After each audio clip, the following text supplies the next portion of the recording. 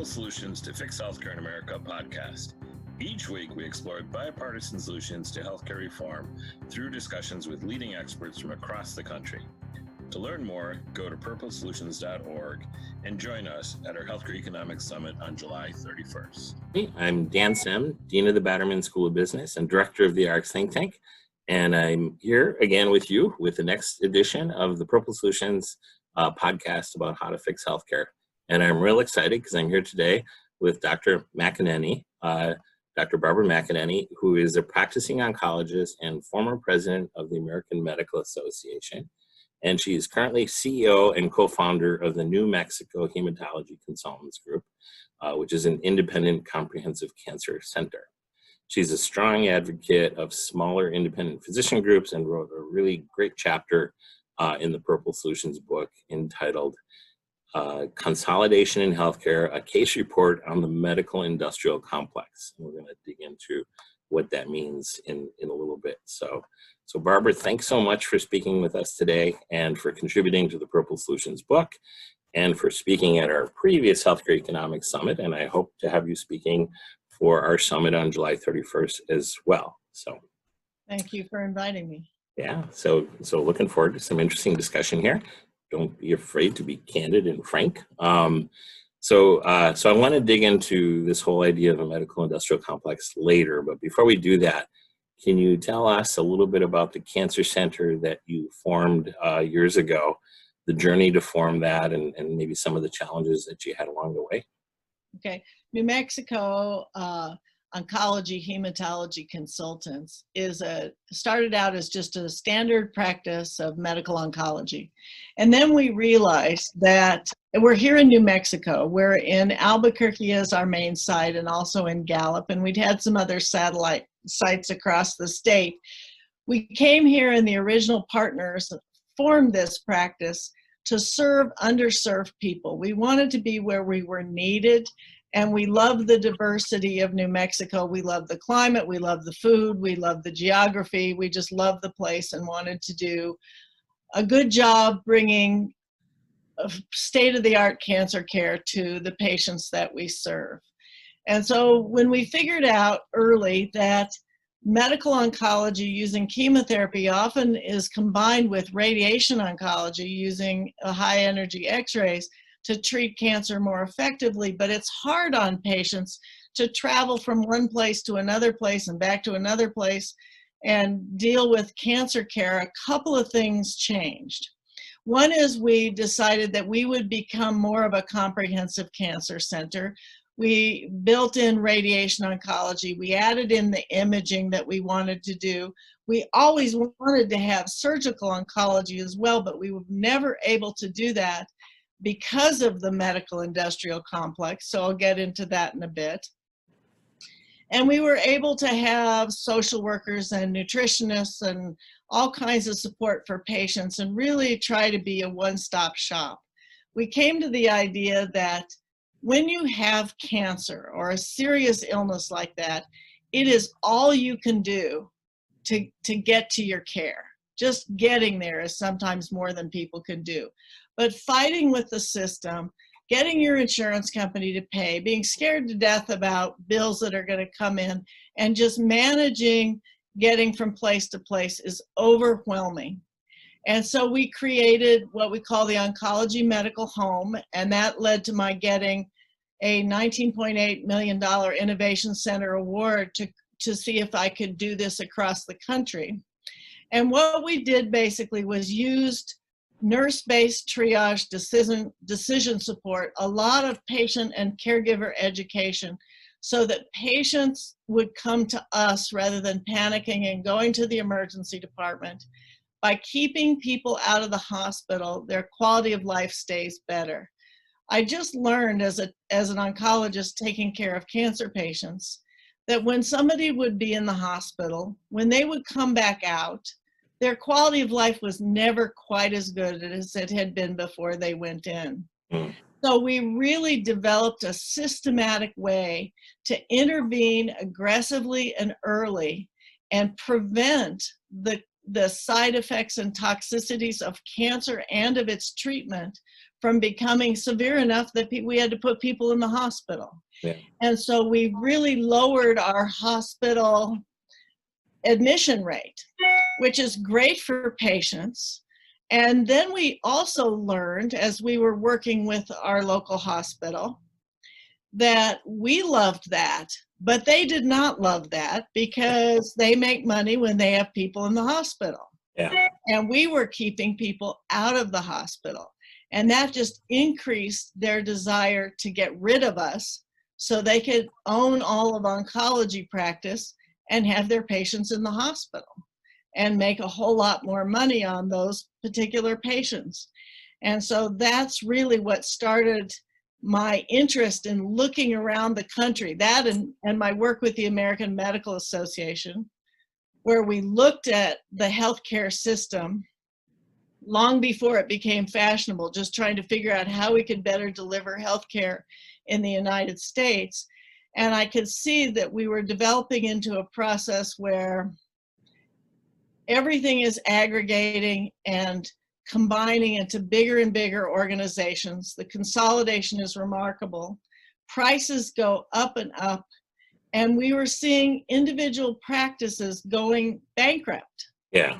So here we are spending more and more and more money, and all the people who actually put their hand on a patient, who actually touch a patient and deliver care, are going bankrupt and selling to hospitals and doing other processes to try to stay independent and stay alive. And it's really a very warped system. Seems like it, yeah. And that kind of leads into what you were alluding to, the medical industrial complex. But it kind of, as you were talking, it made me think, because you're talking about creating an environment that seems really good for patients, keeping them out of the hospital. It's kind of ironic, not for cancer patients, but in general. With COVID, people are getting their medical care not in a hospital. It's taking a huge financial hit on the hospitals. It is. Because they're so financially dependent on this. And our goal shouldn't be to keep the hospitals financially solvent. It should be to serve patients. So it's a different kind of concept, but it's relating to the existing financial model for healthcare in the US. But correct. So if you look at what we spend, the $3.5 trillion with a T, yeah, dollars that we spend every year on healthcare, we spend 90% of that managing chronic disease. right. So chronic disease like cancer is a chronic disease, diabetes, heart disease, hypertension, those kind of issues. Now, how would you best manage those? You don't manage them in a hospital. In fact, you do better if we had individual private practices of primary care who were in the community, who had a long-term relationship with the patient, so that you could educate the patient, work on their diet, their lifestyle, teach them about their own diabetes, teach them how to manage it themselves, be their coaches and their assistants in managing and preventing those complications.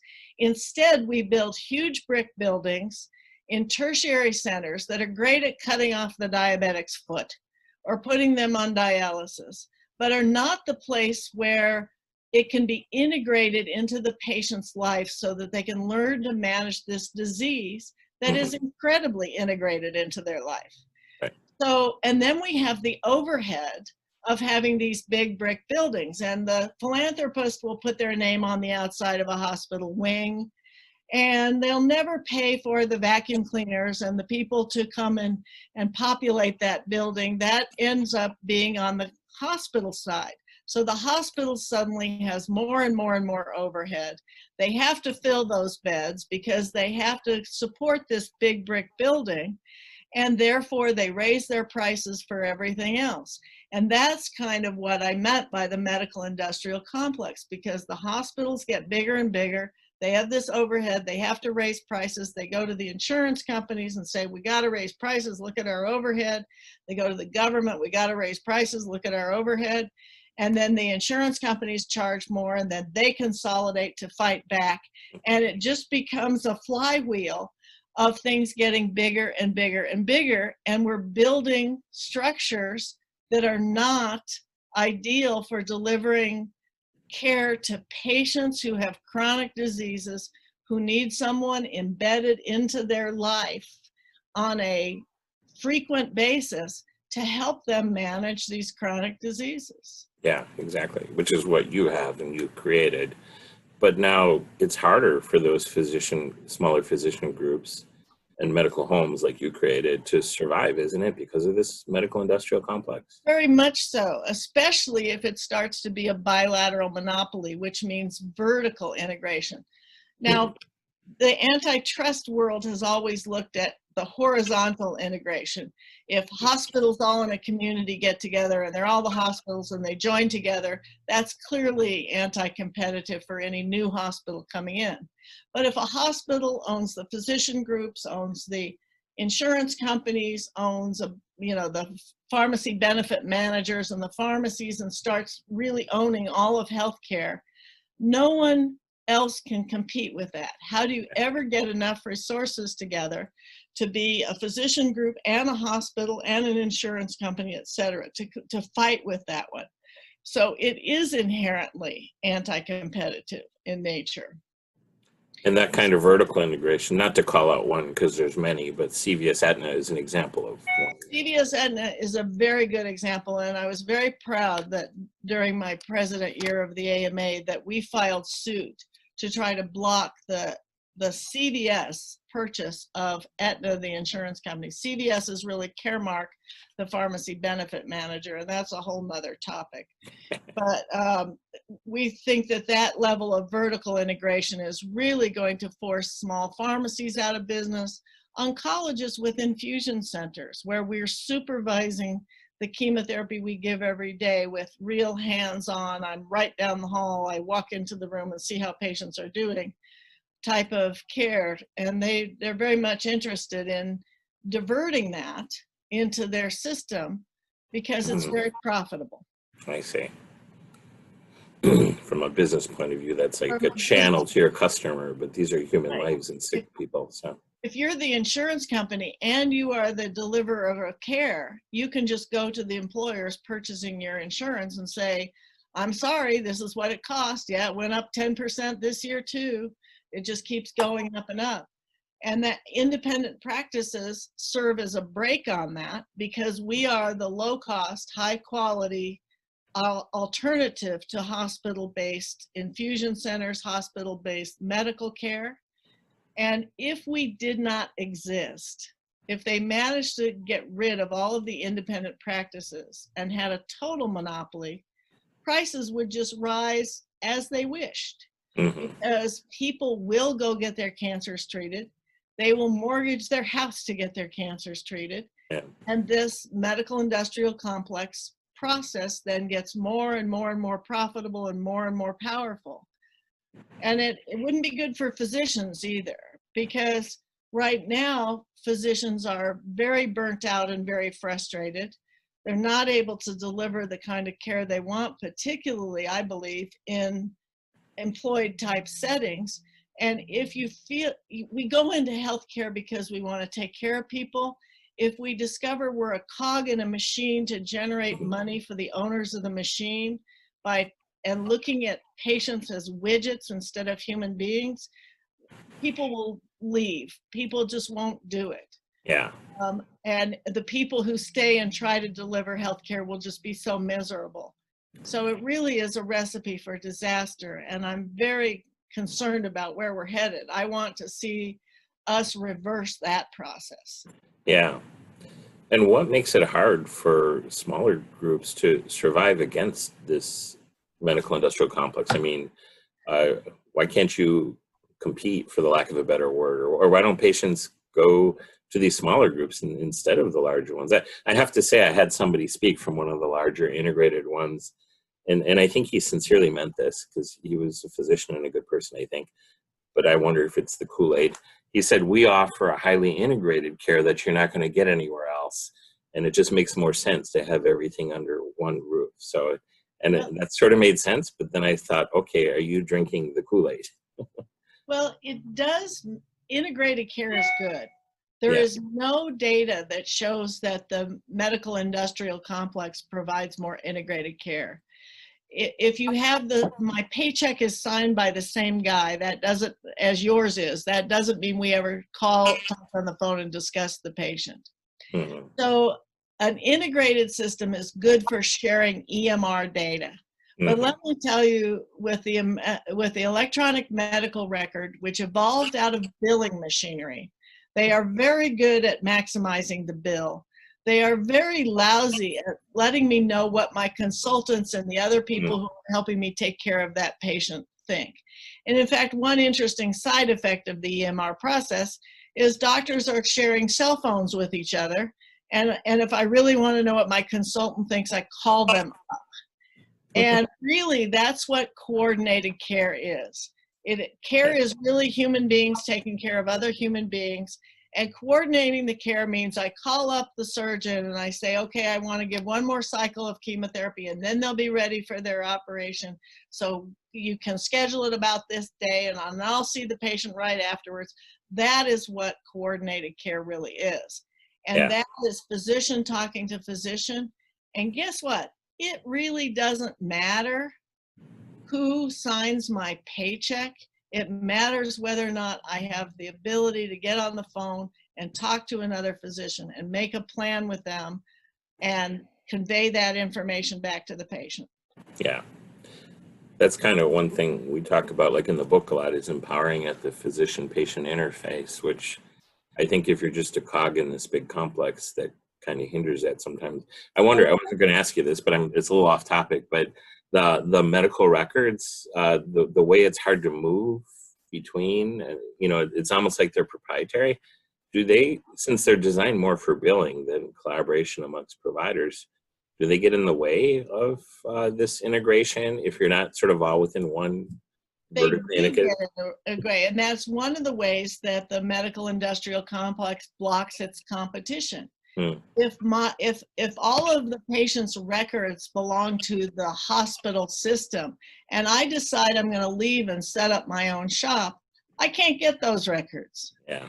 I can't get that information. Now, the 21st Century Cures law supposedly says data blocking cannot occur. I should be able to get all those records, but let me tell you, in practice, it is very, very hard to get records out of a company.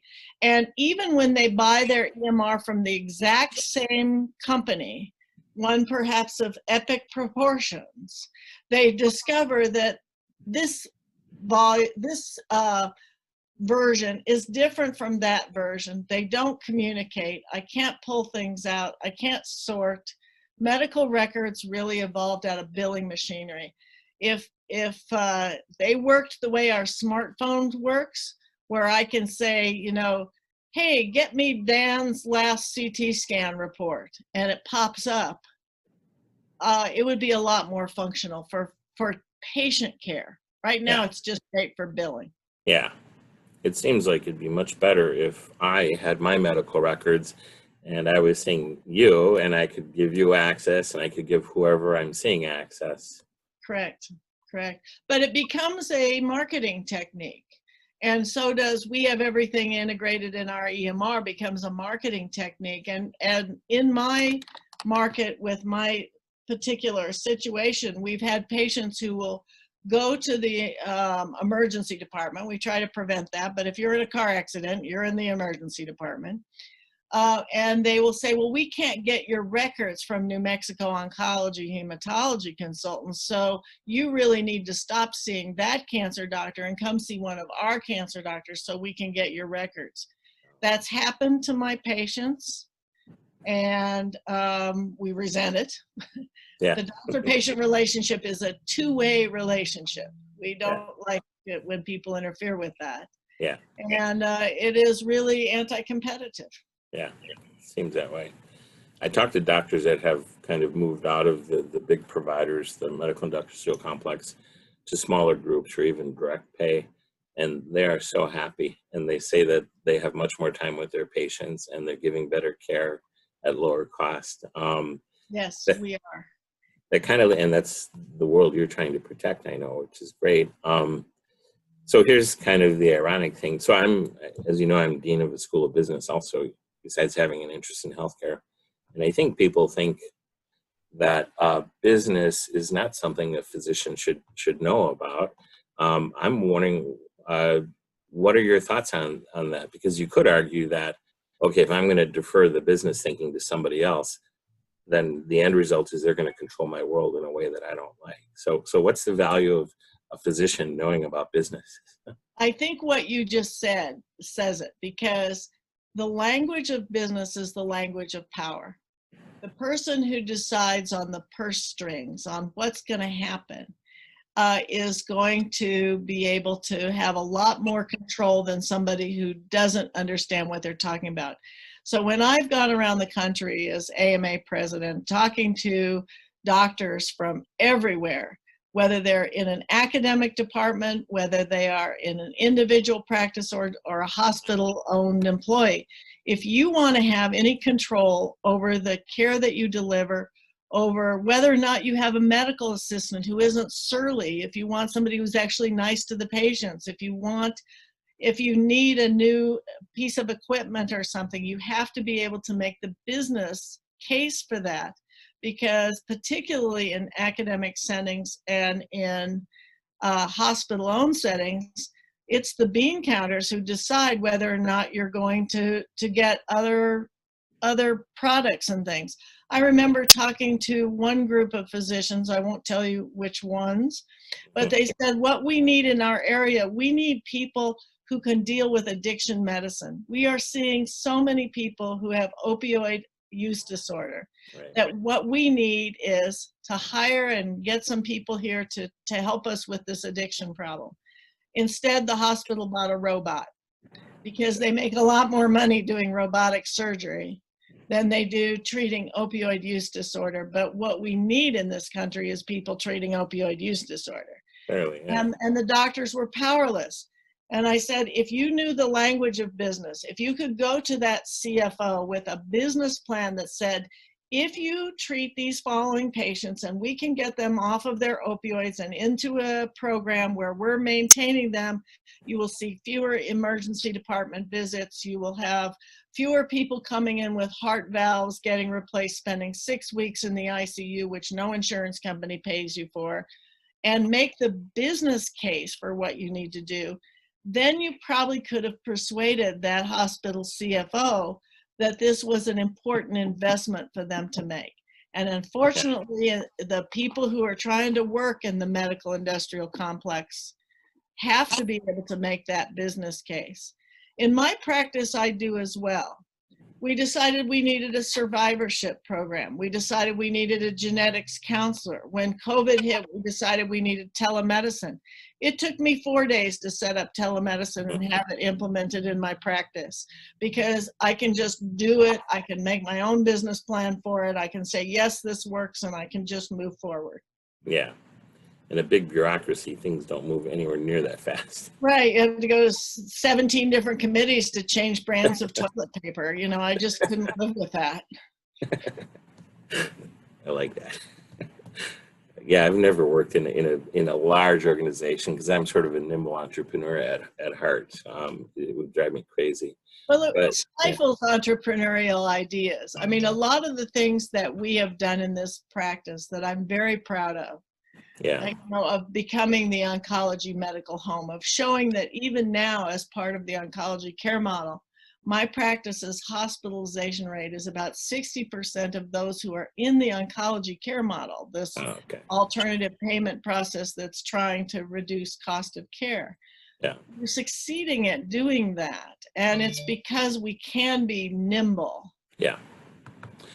So the argument that you get better quality care in the big, more integrated providers is not really valid.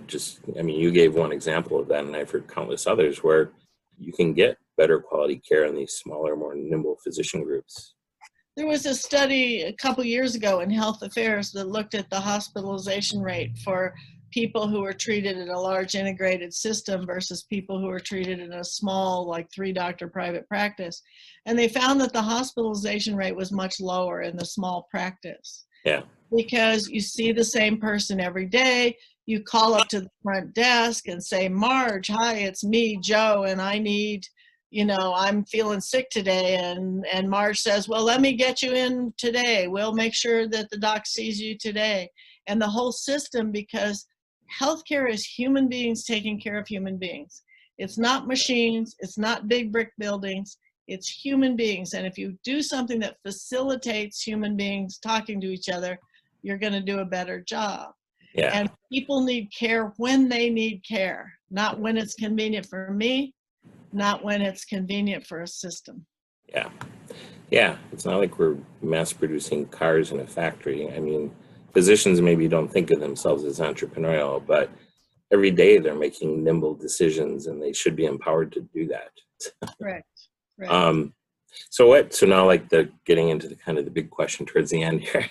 Well, first off, what do you think needs to change so we're on a trajectory that's not good right now with the increasing integration and lower quality healthcare and more expensive.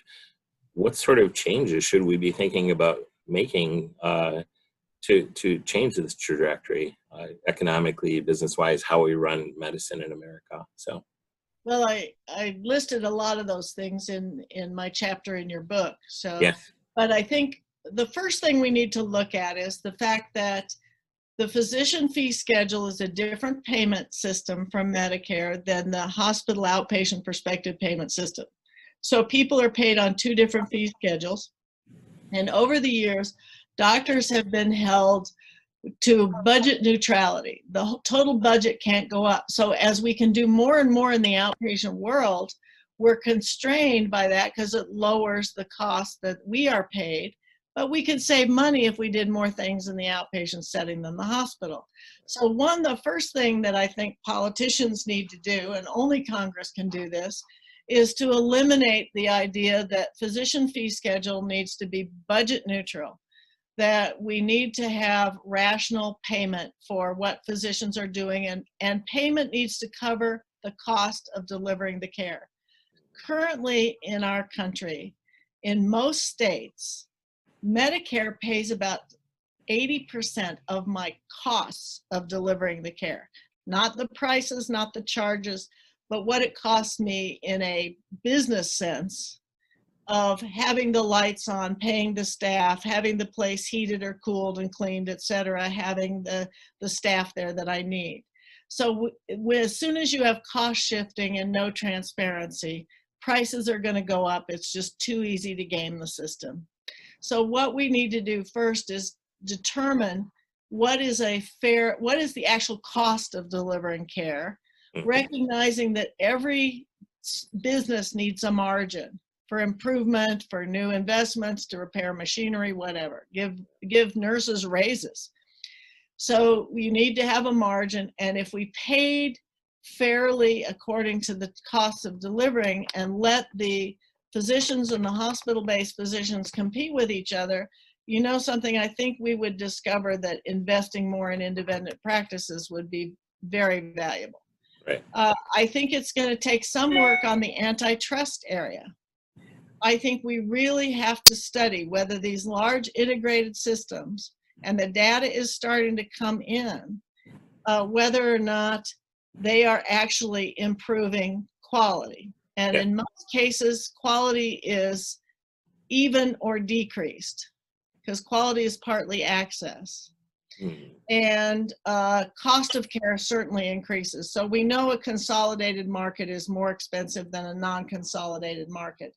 And so we need the antitrust entities, Department of Justice and the Federal Trade Commission, to recognize that vertical integration in healthcare is a driver of increased costs and needs to be aggressively addressed, because unwinding these things is going to be incredibly difficult, because once you've got a big brick building, you're stuck with it. You can maybe repurpose it for something else, but look under any crane in any city and you will find a big brick building being built either by an insurance company or a hospital. It's pretty impressive. I wonder if that could be cured after COVID now, because people aren't in hospitals as much. Right. and half the hospitals are going to be in the red. Well, they've often stacked up huge reserves, often billions of dollars of reserves, for rainy days. Well, I need to tell those hospitals it's raining. They need to use their own reserves, and they need to restructure how we deliver care. So imagine what would happen if philanthropists or communities decided that they were going to build a clinic and lease it to physicians for some nominal amount per year. Yeah. Give them $1 a year rent. So you take the expense of an office away from primary care doctors in rural communities, take away from primary general surgeons in rural communities, in small towns and inner cities, and say, here's a rent-free space, basically. Come establish your business here. Because healthcare is a business. I employ people. I contract with my local attorneys and accountants and other people to help my business function. Those dollars recycle in that local community where you are. Right. If we revamped the economic model for primary care so that primary care doctors could truly exist, so that general surgeons could make a reasonable living and provide services in a small community, you would be able to have us as the infrastructure for that community for other economic agenda items. Healthcare is an infrastructure. And just like having bridges and roads, if you don't have healthcare, small communities are not going to do well. So we need to rebuild that. And really look at the economic model of primary care and general surgery, which I consider to be sort of a primary care. Okay. Well, these first two things kind of go hand in hand, right? Like that you mentioned, one is the kind of price and cost transparency, so you can see if there's cost shifting, and so that there can be kind of true competition. If a smaller physician group's doing better, you should be able to go there. And the second one that you mentioned is the antitrust, anti-competitive law should be enforced so that, again, patients can choose to go where they want to go based on real information. Don't they kind of go hand in hand? So they do. Yeah. And the other thing that I would mention, if I got to be czar and try to drive some change in healthcare, sure, you're czar now. would be to look at how small community hospitals, what is their function? We do need hospitals. We need a hospital that's responsive to the need of the community they live in. We need emergency departments because people are going to have their babies or their heart attacks at 2 in the morning, and somebody's got to be there to help those people. So we need emergency services. Now, hospitals jack up prices because they are making the patient who comes in to get their CAT scan to check on some chronic thing pay an exorbitant price for that CAT scan because some of that money supports the emergency department. Right, cost shifting.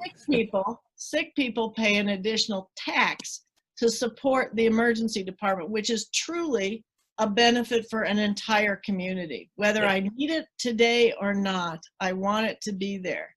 Now, we also look at a fire department, and we say we all want a fire department. If my house burns down, I want us to have a fire department.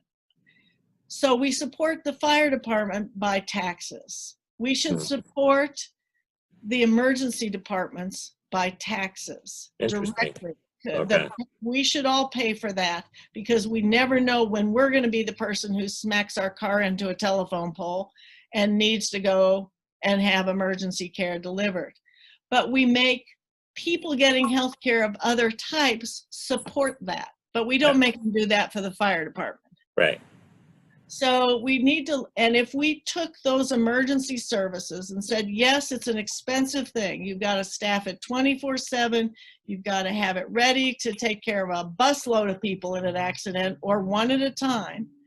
It's not going to be an efficient use of resources, but it is a community benefit for each one of us to know that it's there. Yeah. Then the hospital would not have to charge the $5 Tylenol or the $2,000 MRI scan to fund that infrastructure. Yeah. It's a more honest and transparent way to do things. Yes. The more transparent you can be, if you pay for things directly, there's less opportunity to game the system. Yeah. All right. Well, those are 3 good innovations. So let's say, okay, this is like the impossible question for you now. Say you got Donald or Joe in the elevator with you, and you got like a minute or 2 with them. They probably don't have the attention span to hear everything that you just said, or a voter. Say you have a voter. What would you tell them they should be thinking about for healthcare reform? And then hopefully they'll go beyond that to go deeper to the things that you just talked about. Well, the 30-second elevator speech would be, do we want in the United States a healthcare delivery system that is very good at creating wealth and power for large medical industrial complex structures? Or do we want a healthcare system that actually delivers healthcare to people? Yeah. And the follow-up would be, if we can figure out how to get healthcare to poor people, the rich ones will be easy. Yeah. No, I think so. And I hope I'm not misreading what you said, but I think you have something for both parties there, because you were talking about transparency and competition, and then you were also talking about universal support of infrastructure like emergency rooms. So this is not so polarized where it's just black and white. I do not believe that healthcare should be a political issue. Yeah. Any more than are we going to have a fire department should be a political issue. Yes, we want to have those services available to us. It's part of the infrastructure of a community. What gets political is how do we pay for it and whether or not we're going to let people profiteer off it. Yeah.